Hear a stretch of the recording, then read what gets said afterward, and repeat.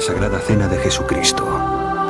Los poetas medievales cantaron sus excelencias, y los caballeros del rey Arturo lo persiguieron hasta los confines de la tierra.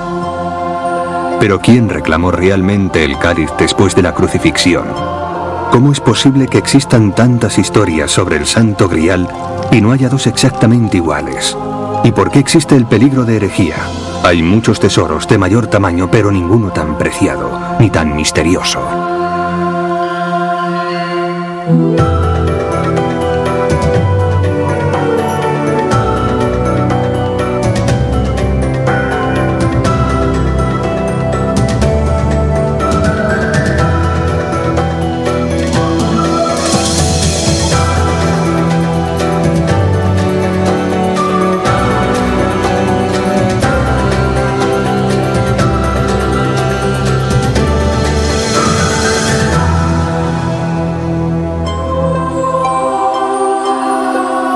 La leyenda del Santo Grial.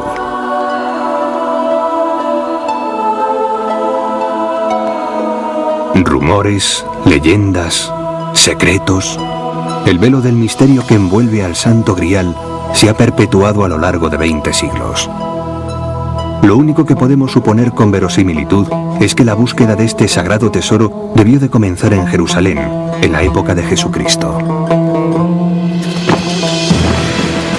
En el siglo I de nuestra era, casi todo el mundo conocido pertenecía a Roma. Judea no era sino una apartada provincia del imperio, bastante problemática, por cierto, ya que algunos grupos locales habían empezado a resistir activamente al dominio imperial tras décadas de sometimiento.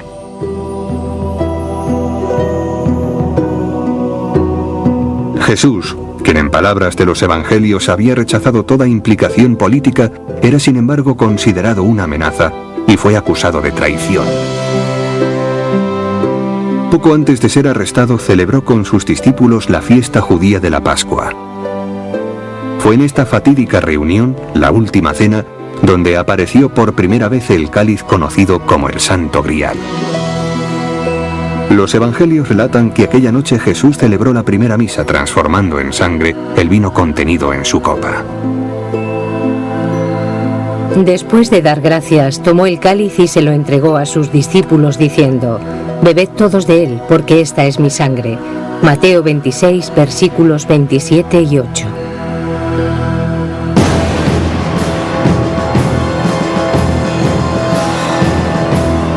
Jesucristo fue apresado a las pocas horas de terminar la última cena. Al día siguiente, fue crucificado. Según los evangelios, un fiel discípulo de Jesús, el rico comerciante José de Arimatea, hizo bajar el cuerpo para enterrarlo. José de Arimatea enterró a Jesús en la tumba que había dispuesto para él mismo. A partir de entonces, desaparece de los evangelios, no mencionándose ya en ellos ni la figura de José de Arimatea ni el cáliz de la última cena. Hasta que en la Edad Media empiezan a proliferar los llamados romances del Santo Grial, en los cuales están íntimamente relacionados José y el cáliz. Hay al menos una fuente medieval en la que se afirma que el Grial fue confeccionado por José de Arimatea exclusivamente para Jesús. En otras palabras, se dice que después de la crucifixión José utilizó el Santo Grial para recoger parte de la sangre de Cristo. En este caso, ¿qué sucedió con el cáliz? Cuando empezaron a circular rumores sobre la resurrección, los discípulos de Jesús temieron que Roma aplicara medidas represivas. Según algunos poetas medievales, José consiguió ocultar el cáliz en el lugar más remoto del Imperio Romano. Dice la leyenda que José emprendió un viaje que lo condujo a Europa, concretamente a Britania, y más concretamente a Glastonbury, y que allí erigió una capilla para guardar en ella el Grial. El Imperio Romano abarcaba gran parte del mundo conocido. Glastonbury se encontraba muy al norte, en la provincia de Britania, nada menos que a 5.000 kilómetros de distancia de Tierra Santa. Pero incluso en tiempos de Jesucristo, las rutas comerciales unían ya estas dos regiones tan distantes entre sí. Y fue en Glastonbury donde al parecer José de Arimatea construyó en los albores del cristianismo una capilla que albergaba el Grial. Según las leyendas, la capilla era un edificio muy sencillo de troncos de madera y barro y cubierta de chamizo. Excavaciones recientes indican que la leyenda podría no estar lejos de la realidad. Se han encontrado en Glastonbury restos de una antigua iglesia fechada alrededor del año 100 de nuestra era. Pero esta antigüedad, aunque no alcanza a José de Arimatea, sí demuestra una muy temprana presencia cristiana en la región. Pero la búsqueda del Grial en sí ha sido una empresa bastante más complicada. Historias seculares afirman que fue enterrado a corta distancia de la capilla, cerca de este manantial conocido como la Fuente del Cáliz.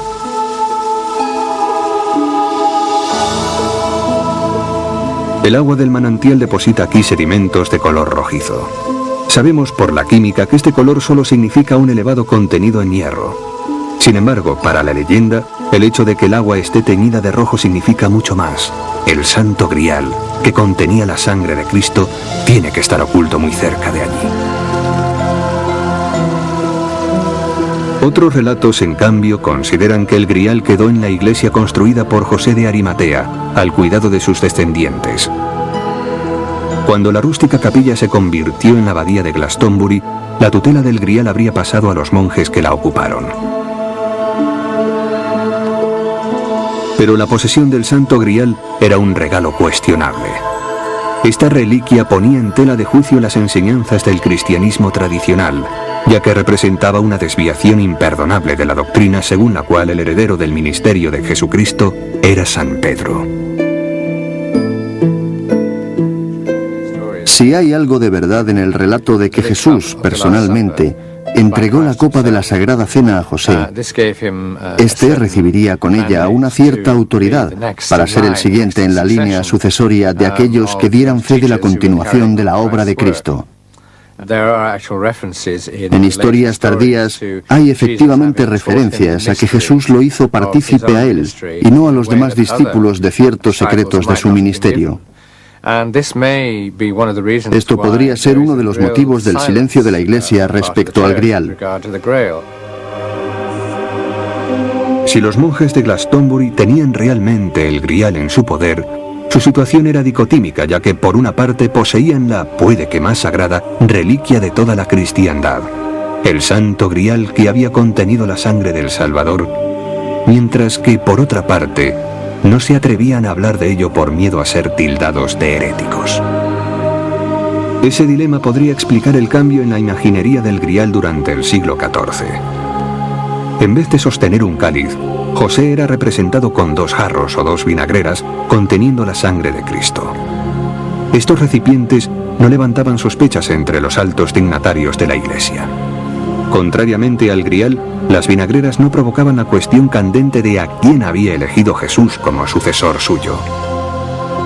En cuanto a José de Arimatea, mucho después de su muerte, su nombre se convirtió en un arma poderosa para muchas intrigas en el terreno político medieval. Hubo disputas jurisdiccionales entre los reyes de Inglaterra y las autoridades eclesiásticas.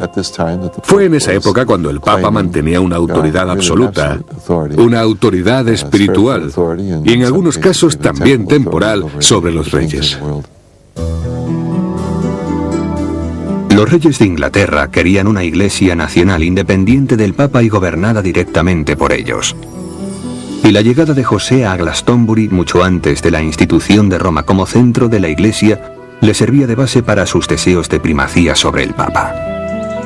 La controversia afectaba profundamente a la posición de los monjes de Glastonbury, que se hallaban entre su Papa y su rey. La abadía de Glastonbury consiguió mantenerse apartada del fuego cruzado de la política, al menos durante algún tiempo. En el siglo XVI se había convertido en uno de los monasterios más ricos y poderosos de Inglaterra. Sin embargo, el final se acercaba amenazador. El caldo de cultivo de las desavenencias entre los papas y los reyes ingleses estallaría en una ruptura sangrienta. En 1533, el rey Enrique VIII rompió toda relación con Roma y fundó la Iglesia de Inglaterra. Poco después mandó quitar la vida a los sacerdotes católicos, prender fuego a sus iglesias y confiscar todos sus tesoros.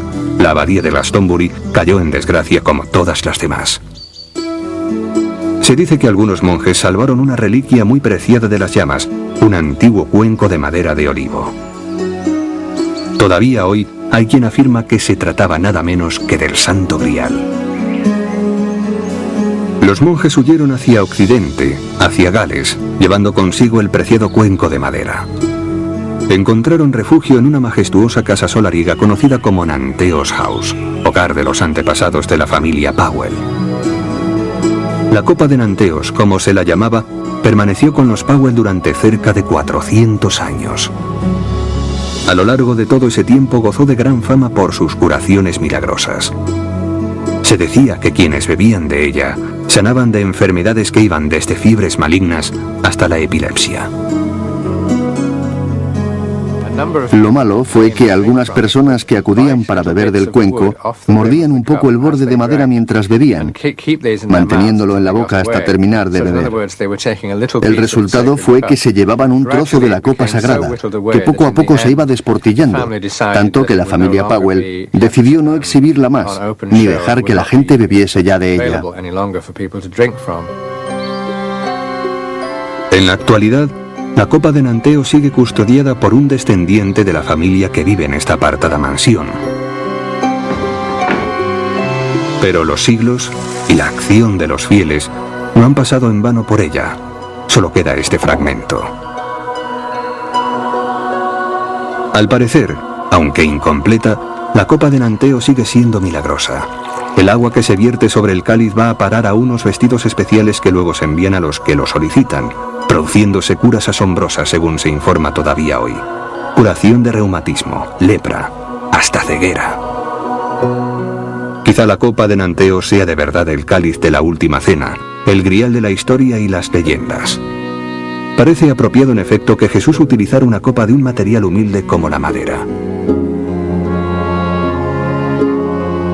Sin embargo, otras leyendas dicen que el grial no fue llevado nunca a Glastonbury. Según estos relatos, el cáliz de Cristo fue escondido en Jerusalén después de la crucifixión, y allí estuvo durante 1000 años hasta ser descubierto en la primera cruzada.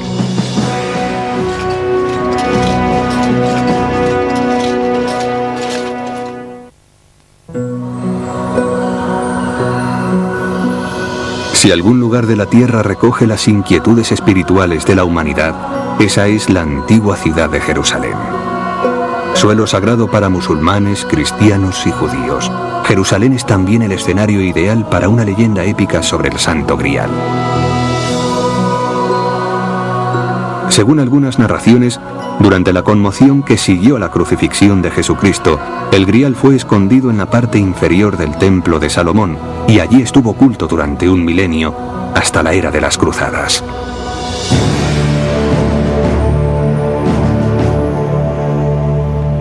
A finales del siglo XI, las autoridades eclesiásticas predicaron en favor de una campaña militar para conquistar los santos lugares controlados por el Islam. Por toda Europa empezaron a incorporarse a filas los soldados de la Primera Cruzada. En julio del año 1099, tras un sangriento sitio que duró 5 semanas, entraron triunfantes en Jerusalén las fuerzas cristianas bajo el mando del duque Godofredo de Bouillon. De Bouillon fue el primer gobernante del llamado Reino Latino de Jerusalén. No tardarían mucho los peregrinos europeos en querer visitar por su cuenta la tierra sagrada de Jesucristo. Con el fin de protegerlos, un noble francés de nombre Hugo de Payens fundó la orden de monjes soldados conocidos hoy como Caballeros Templarios. Hugo de Payens y otros 8 caballeros llegaron a Tierra Santa en 1118. Sus planes iniciales, sin embargo, sufrieron un cambio. Se establecieron en Jerusalén, en el mismo emplazamiento en que había estado el antiguo templo de la fe judaica. Entonces empezaron a circular rumores. Se decía que estaban excavando debajo del templo y que habían encontrado un tesoro sagrado. Según la tradición, lo que encontraron fue el Santo Grial, convirtiéndose así en sus guardianes. Puede que nunca sepamos si el Grial estuvo escondido bajo el templo ni si los caballeros templarios consiguieron recuperarlo. Sin embargo, históricamente está documentado que en un espacio breve de tiempo, los templarios se convirtieron en una de las fuerzas más ricas y poderosas del mundo medieval. El grupúsculo inicial de Hugo de Payens y sus 8 caballeros creció hasta contar con más de 20.000 miembros. Los templarios establecieron una red comercial a través del Mediterráneo y tenían propiedades en todo el mundo conocido. Los templarios fueron muy poderosos porque eran inmensamente ricos. Eran los banqueros de casi toda Europa, prestando sumas enormes de dinero a los reyes para que estos pudieran organizar sus cruzadas y otro tipo de acciones. Pero de repente cayeron en desgracia. Los caballeros templarios, que en principio gozaron de la protección de la Iglesia, pasaron a ser excomulgados. A comienzos del siglo XIV, Roma acusó a la orden de herejía, culto al demonio y prácticas inmorales. El rey de Francia puso un gran entusiasmo en castigar a los templarios. El motivo es en parte el hecho de que adquirieron demasiado poder. Y concretamente el rey francés Felipe IV el Hermoso, su mayor perseguidor, les debía cantidades ingentes de dinero. Pero también se especula con otra razón para la repentina condena de los templarios: que la Iglesia se diera cuenta de que estaban en el centro de un sistema de creencias alternativo y que por eso decidiera quitárselos de encima lo más rápidamente posible.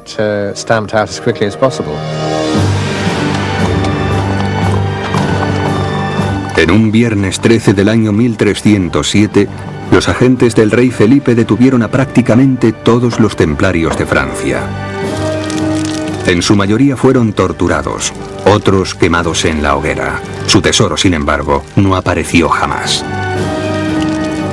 Durante largo tiempo se dijo que un reducido grupo de templarios había conseguido escapar con las riquezas de la orden, puede que también con el Grial.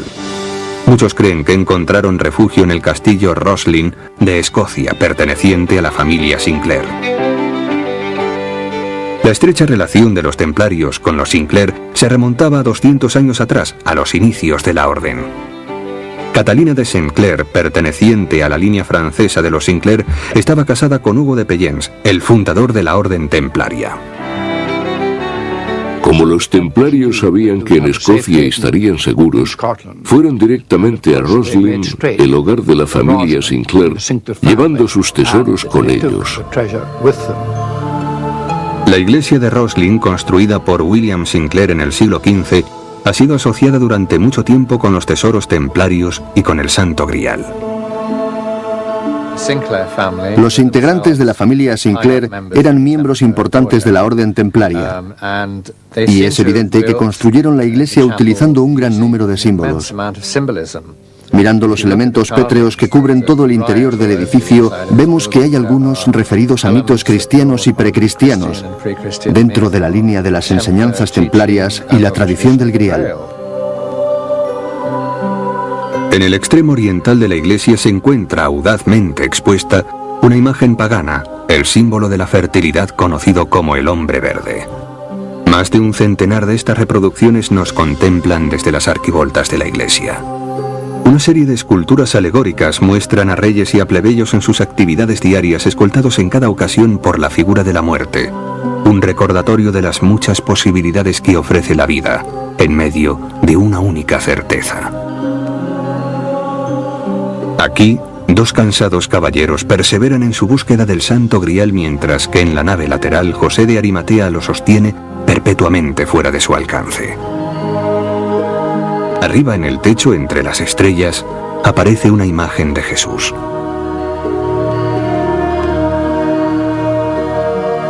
William Sinclair construyó la iglesia de Roslin cuando se enteró de que se iban a quemar libros, o al menos prohibirlos.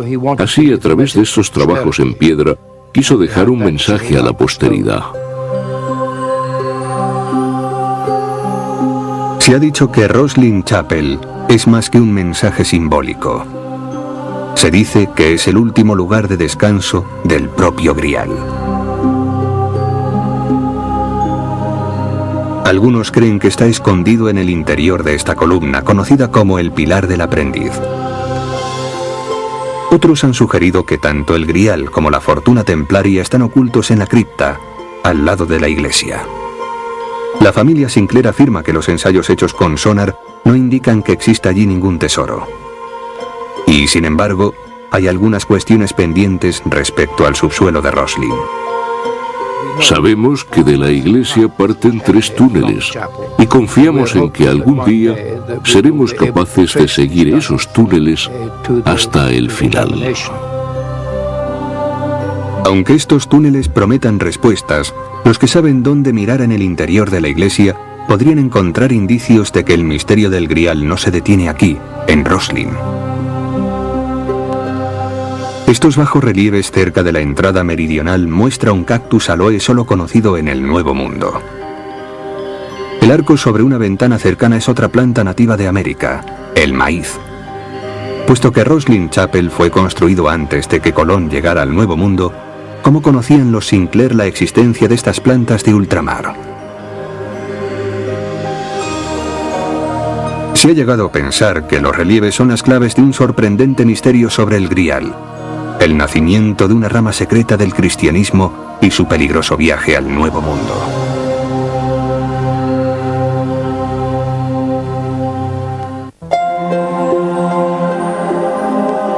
Algunos lo han descrito como una copa. Otros decían que era más plano, más parecido a un cuenco. Era de oro purísimo, leemos en un relato. Era de madera, aparece en otras reseñas. Se ha relacionado el Santo Grial como receptáculo de la sangre de Jesucristo, con recipientes de todo tipo. Por ejemplo, este cuenco de ágata, propiedad de la familia austríaca de los Habsburgo. Sin embargo, según una teoría asombrosa, el Santo Grial no sería un objeto, sino una genealogía, un linaje sagrado que parte del propio Jesucristo.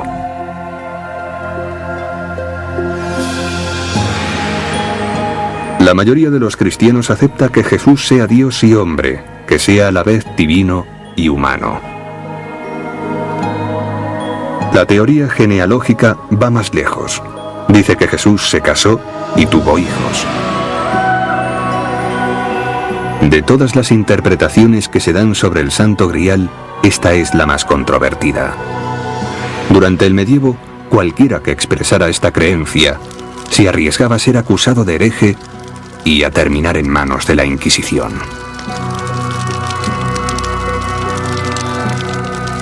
La leyenda y las historias clandestinas dicen que Jesús estuvo casado, que se casó con María Magdalena y que tuvieron hijos, que a su vez emparentaron con diferentes familias de la aristocracia europea.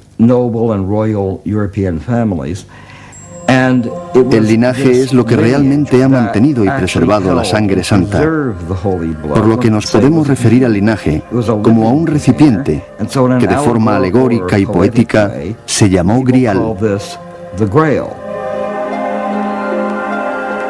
Esta teoría se basa, entre otros, en un antiguo e importante manuscrito llamado el Evangelio de Felipe, que formaba parte de un tesoro de primeros textos cristianos descubierto cerca de la ciudad egipcia de Nag Hammadi en 1945. Casi todos habían sido escritos por miembros de una secta conocida como cristianos gnósticos, y todos ellos fueron condenados por herejes por la Iglesia de Roma. La literatura gnóstica arroja luz sobre la leyenda del Grial. Felipe escribe sin ambajes que María Magdalena estaba enamorada de Jesús y él siempre la besaba en la boca. En otras palabras, habla de ellos como de marido y mujer, y a eso se refiere esta tradición del Grial. Hasta los que no están de acuerdo con esta conclusión se maravillan ante el personaje de María Magdalena que aparece en los textos de Nag Hammadi. En estos textos se menciona a la Magdalena de forma muy diferente a los evangelios. Ella es la iluminada. Ella es la mujer que todo lo sabe. Ella formula a Jesús en alguno de estos tratados preguntas sobre la naturaleza de la existencia.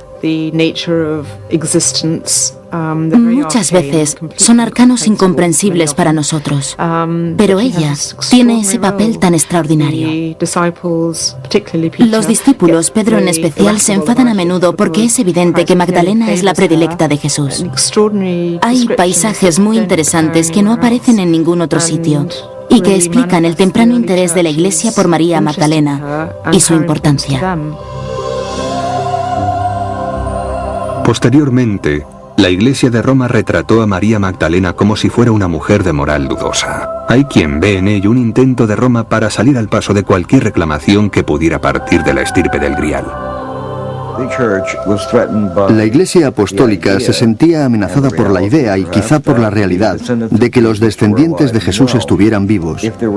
Si realmente eran descendientes de Jesús, podrían querer hacerse cargo de la cristiandad y ser entonces ellos la máxima autoridad eclesiástica.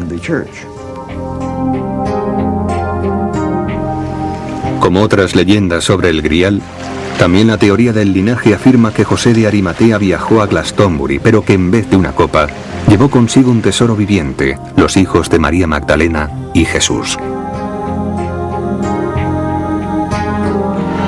Parece que durante los siglos en que los cristianos fueron perseguidos en el seno del Imperio Romano, los descendientes de Jesús se mantuvieron en la sombra, una posición que cambió radicalmente el año 337, cuando el emperador Constantino se convirtió al cristianismo. En aquel momento los descendientes de Jesús debieron de gozar de prestigio. Y yo me imagino que muchas familias competirían por entrar a formar parte de ese linaje o que ellos se incorporaran al suyo. Quizás sobre todo en Gales, donde hay apellidos que apuntan a una interrelación con el linaje llamado Tesoro de Arimatea.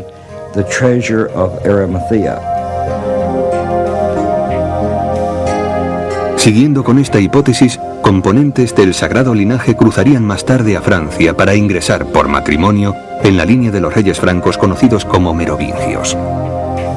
Cuando alrededor del año 750, esta dinastía fue destronada con ayuda de la Iglesia, según la misma hipótesis, el linaje sagrado se retiró al sur de Francia. Esta región era también el hogar de la secta cristiana de los cátaros. Sus enseñanzas eran impartidas por mujeres y rechazaban la autoridad de la Iglesia, por lo cual Roma los consideraba culpables de herejía. Algunos creen que se produjo una alianza entre los cátaros y los descendientes de Jesús. Se dice que el linaje sagrado reapareció en la escena mundial en el año 1099 en la persona de Godofredo de Bouillon. Godofredo no solo fue el primer soberano occidental de Jerusalén, sino que de acuerdo con la teoría de la estirpe sagrada, era descendiente directo del propio Cristo. En realidad, los historiadores siempre se habían extrañado de que Godofredo de Bouillon fuera nombrado rey de Jerusalén con el apoyo de todos. En las cruzadas participaron otros nobles mucho más poderosos que Godofredo. Pero la respuesta era que, al parecer, Godofredo tenía un árbol genealógico que lo hacía descendiente de Jesús. Esto podría explicar por qué Godofredo de Bouillon era frecuentemente representado con una corona de espinas igual que su supuesto antepasado, Jesucristo. Esta teoría arroja también una nueva perspectiva sobre los caballeros templarios. El hecho de ser una fuerza policial de protección de los peregrinos sería solo una especie de tapadera y estarían más cerca de la verdad los rumores que los vinculaban con el Grial. Pero era un tesoro humano, no uno de oro, el que interesaba a los templarios. Su orden fue fundada para la protección del Santo Grial, es decir, para el linaje de los Bouillon. Eran el brazo armado, la élite. Podría decirse que los guardaespaldas de la dinastía del Grial. No obstante, aún con los poderosos templarios montando guardia, Jerusalén cayó en manos del Islam en 1187, y el gran momento del linaje sagrado no pudo llegar. La familia de Bouillon y sus protectores templarios se retiraron a la Francia meridional. Precisamente esa fue la época en que trovadores y poetas se iniciaron en el tema del Santo Grial. Wolfram von Eschenbach, el autor de Percival, no menciona en su obra el asunto del linaje de Jesús, lo que es comprensible ya que era una herejía que había que mantener en secreto. Lo que sí dice es que caballeros y doncellas han venido desde el Grial para conducir al pueblo hacia la obtención de sus derechos y el progreso de la humanidad.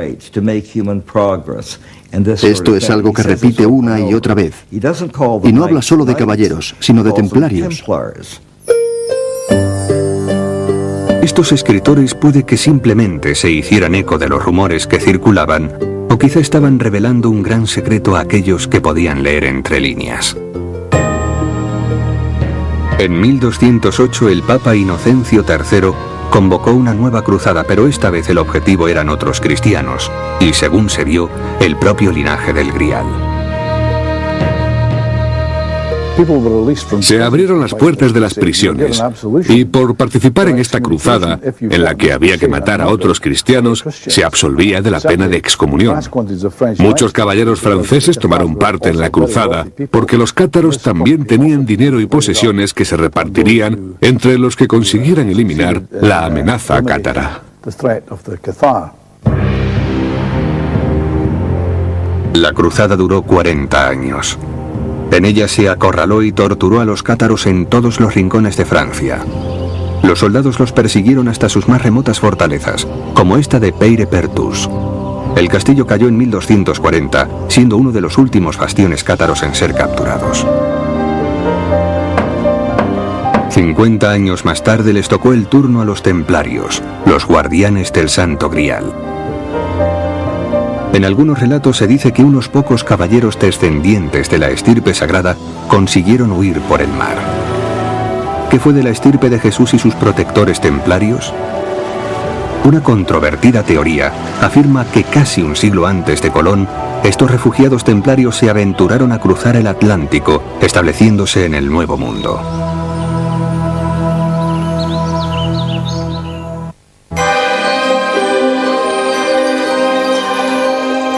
Desde su privilegiado puesto en las ondulantes colinas de las cercanías de Edimburgo, la iglesia de Roslin ha sido siempre motivo de rumores y especulaciones. Roslin Chapel fue construido por los Sinclair, destacados miembros del Temple. Algunos dicen que los enigmáticos relieves aluden a importantes secretos sobre la descendencia sagrada y sus protectores templarios después de haber tenido que huir de Francia en el siglo XIV. El salvaje exterminio de los templarios por orden del rey Felipe está muy bien documentado, al igual que su fracaso en la recuperación de las legendarias riquezas de la orden. Se dijo que un grupo de templarios consiguió salir del país a bordo de un barco mercante de la orden. Es casi seguro que llevaban consigo una gran cantidad de riquezas. Y seguramente el Santo Grial, es decir, a los descendientes de Jesús.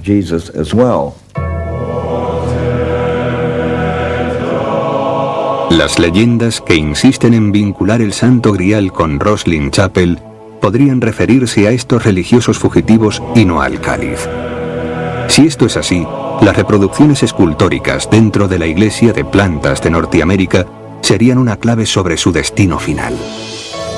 Los caballeros templarios habían encontrado un refugio temporal en Escocia, pero ansiaban encontrar un nuevo mundo donde sus ideales pudieran enraizarse y florecer. Se sentían atraídos por ese nuevo mundo que los llamaba.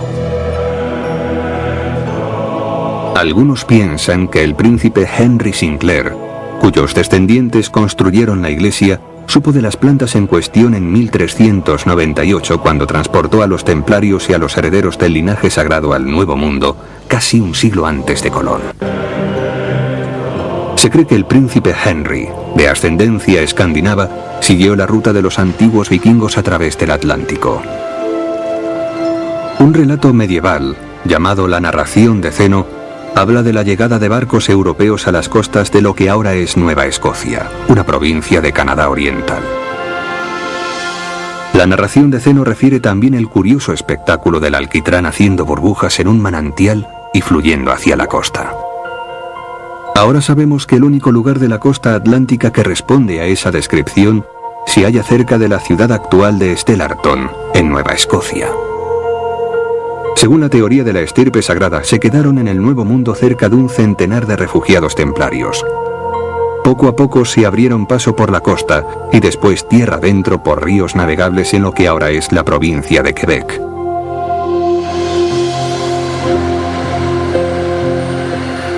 Fue la búsqueda de pruebas sobre los fugitivos del Grial lo que trajo al escritor Michael Bradley a este remoto rincón de Canadá. El camino le fue señalado por el doctor Gerard Leduc, profesor universitario retirado, quien había estudiado durante más de una década la arqueología de la zona. Leduc había dedicado gran parte de sus estudios a este apartado lugar, en que misteriosas ruinas pétreas montan guardia en los bancos fluviales.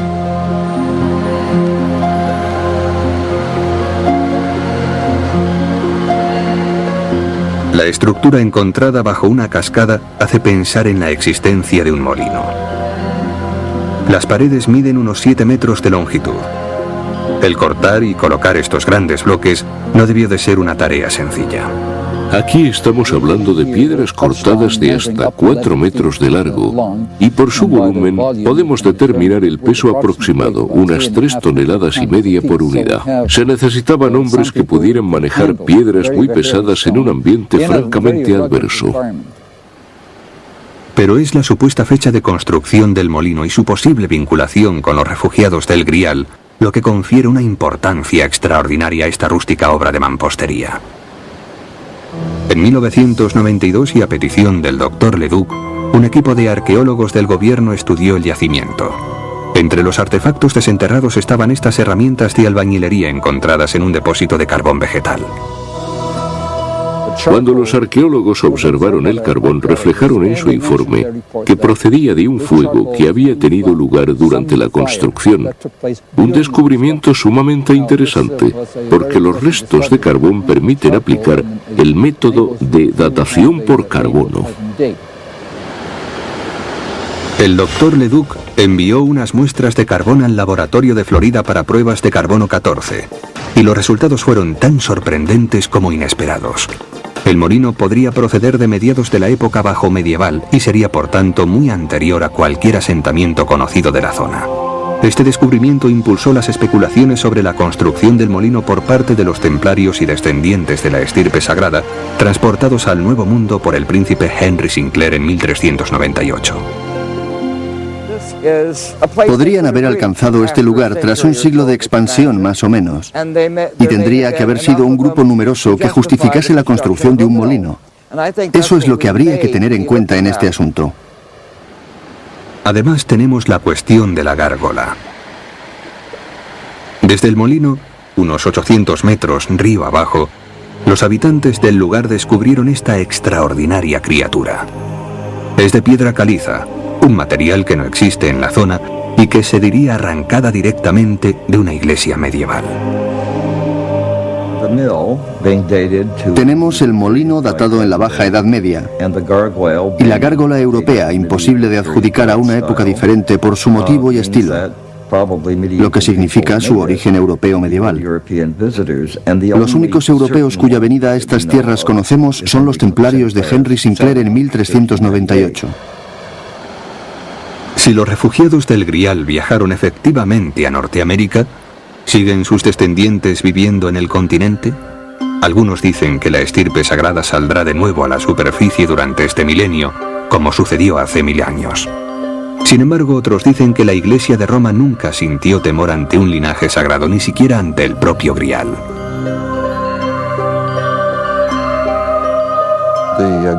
Las conspiraciones basadas en el Grial, las modernas, son muy interesantes. Son hasta divertidas, pero todo eso es pura ficción. La Iglesia no reconoce ningún objeto medieval de esas características. Todo procede de obras de ficción, es inventado y no puede ser tomado en serio por la Iglesia.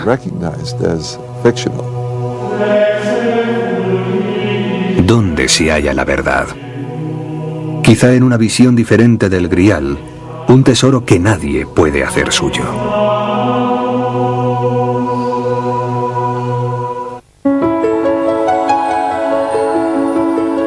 Sin duda el Grial es un tesoro misterioso, un cáliz rebosante de posibilidades. ¿Estará el cáliz de la última cena esperando todavía ser encontrado? ¿Hay atisbos de realidad entre las historias que aluden a una estirpe sagrada? ¿Tienen una base real los romances de este ciclo? Los escritores medievales nos han dejado un conjunto de obras contradictorio, pero seductor sin duda. Algunos mencionan a José de Arimatea, otros no. Unos hablan de los templarios, otros no. Pero hay un tema común a todos ellos. El Santo Grial es la búsqueda, con mayúsculas. El primer romance sobre el Grial fue escrito por el poeta francés Christian de Troyes el año 1190. Su héroe es Percival, un joven caballero que aspira a conseguir un asiento en la mesa redonda del rey Arturo. El inocente Percival encuentra el Grial en un remoto castillo.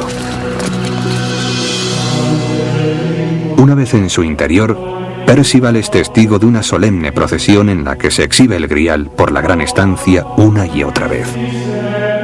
El señor del castillo y guardián del Grial es un rey. Sufre de una herida que no quiere sanar y su reino se está derrumbando.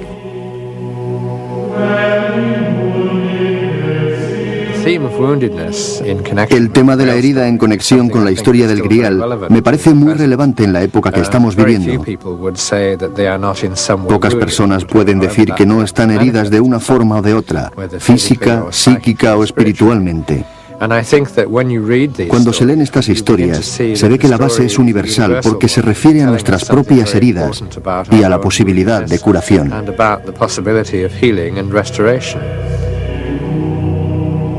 En este ambiente místico, Percival no se da cuenta de que a él le corresponde un papel crucial en la curación del rey. Tiene que formularle una pregunta sobre el Grial. ¿Por qué esa pregunta es tan importante? Si pensamos en sanar, muy a menudo el primer paso es preguntar, ¿qué tengo? ¿Qué me pasa? ¿O por qué estoy herido? De esa manera se inicia el proceso del conocimiento sobre la esencia de la herida. Pero Percival no tenía práctica en los asuntos del espíritu y no formuló la pregunta. La consecuencia es doble. Por una parte, el rey no se cura, y su país tampoco. Y la segunda consecuencia es que a Percival lo expulsan del castillo del Grial y tiene que recorrer un camino largo, interminable, pasando un gran número de pruebas y tribulaciones para regresar al final al mismo sitio. Y esta vez sí formula la pregunta. ¿De quién es el Grial, señor? Pero el poema de Christian de Troyes es mucho más que una búsqueda religiosa. Lo cierto es que en gran parte se trata de divertidas aventuras. Percival lucha en heroicas batallas, defiende a las damas y triunfa en situaciones imposibles. Algo así como una película medieval de Bruce Willis. Las mujeres del Grial son tan audaces como los hombres. No se recatan en decir lo que piensan y solicitan a su amado que luche por ellas. Después, le será concedida la dulce recompensa. Entonces la dama le da sus parabienes y lo conduce a su recámara para que repose y se instale a su gusto. Y no rechaza ni sus abrazos ni sus besos, sino que ambos retozan, se besan, hablan, están contentos. Christian de Troyes, 1190. La atractiva combinación de búsqueda espiritual y aventura terrenal aparece en muchos poemas sobre el Grial. En algunas de las últimas obras, el rey Arturo y su corte se instalan en el centro de la escena, pero el Grial aparece siempre como catalizador de la acción. En Camelot, el Grial aparece de forma mágica y flota sobre la mesa redonda. Los caballeros de Arturo están hipnotizados. Cuando el Grial se desvanece tan misteriosamente como había llegado, todo Camelot se pone en marcha para buscarlo. De nuevo se despliegan los temas gemelos de búsqueda espiritual y aventuras de hombres valientes. Lo que más me ha entusiasmado siempre de las historias sobre el Grial es la idea de tener que buscar una verdad que, aunque nunca llega a alcanzarse, existe y debería poder alcanzarse. Al fin y al cabo, no son otra cosa las historias sobre tesoros, equivalen a la introspección, porque ese es el mayor milagro que puede darse en la vida. El cáliz de la última cena podría estar realmente escondido, esperando a ser descubierto por un caballero moderno del Grial, o quizá los descendientes de la estirpe sagrada se estén preparando para aparecer y hacerse cargo de los conflictos del mundo actual. Pero mientras tanto, el Santo Grial espera a todo el que se atreva a ir a buscarlo. No existen mapas de carreteras que nos guíen hasta él. Nada es infalible, salvo esto. El que no se ponga ya en marcha, no lo encontrará jamás.